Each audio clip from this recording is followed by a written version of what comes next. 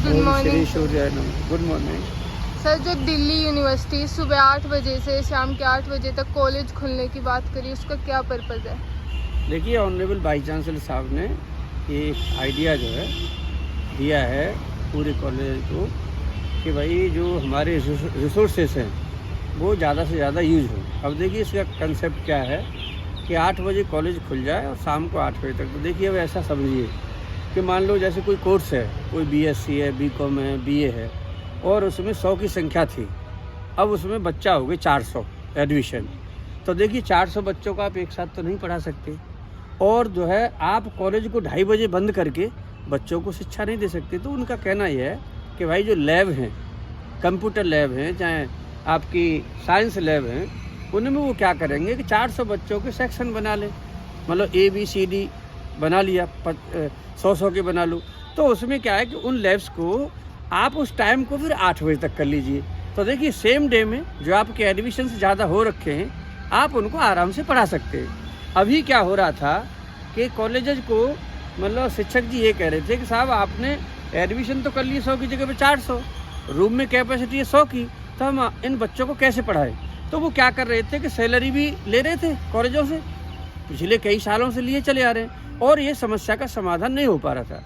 दूसरा क्या है कि इसमें यह है कि भाई देखिए, आप कभी भी आओ, सुबह से लेकर के 8 बजे से लेकर शाम को 8 बजे तक, तो जो रूल के हिसाब से आप 5 to 6 आवर्स एटलीस्ट, मतलब कम से कम इतने आवर्स तो आपको कॉलेज को देने ही देने टीचर जी को। फिर जो है उसमें आपको रिसर्च का काम अगर करना चाहते हैं तो आप बैठ कर सकते हैं। अब मिनिमम जो है ना, उनको 40 आवर्स रहना है कॉलेज में। तो देखिए, मेरे को नहीं पता कुछ साथी लोग क्यों इसका विरोध करते हैं। तो देखिए, आपको काम तो करना पड़ेगा, क्योंकि हमारा देश जब एक अभी विकसित देश तो है नहीं, विकासशील देश है, जो रिसोर्सेज है सीमित हैं। हमारे यहाँ पे अनएम्प्लॉयमेंट इतना ज़्यादा है, गरीबी इतनी ज़्यादा है। तो इन सब चीज़ों को हम ऐसे तो नहीं कर सकते कि हम सैलरी ड्रॉ करते रहें, बैंक अकाउंट में आती रहे, और बच्चों के प्रति हमारा कोई जिम्मेदारी नहीं हो। तो ये स्टूडेंट के हित में है।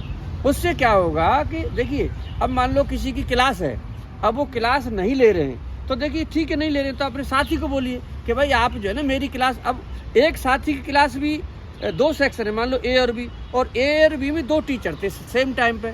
तो देखिए, अब क्या हो जाएगा कि वो टीचर अपनी क्लास को पढ़ा के अपने साथी की क्लास भी पढ़ा सकते हैं। तो कुल मिलाकर के रास्ता तो ऐसे निकाला गया है कि जिससे कि खूबसूरती पैदा हो। लेकिन देखिए, अब शिक्षक हैं, अब शिक्षक तो जो है ना अच्छी चीज़ों में भी कुछ भी निकाल सकते हैं, वो उनकी मर्जी है। लेकिन पॉलिसी कोई अच्छी और बुरी नहीं होती है, पॉलिसी को इम्प्लीमेंट करना और सब लोगों की जो सहमति होती है उसको किस तरह से। अब जैसे NEP है, तो NEP अपने आप में ना तो अच्छी है ना बुरी है।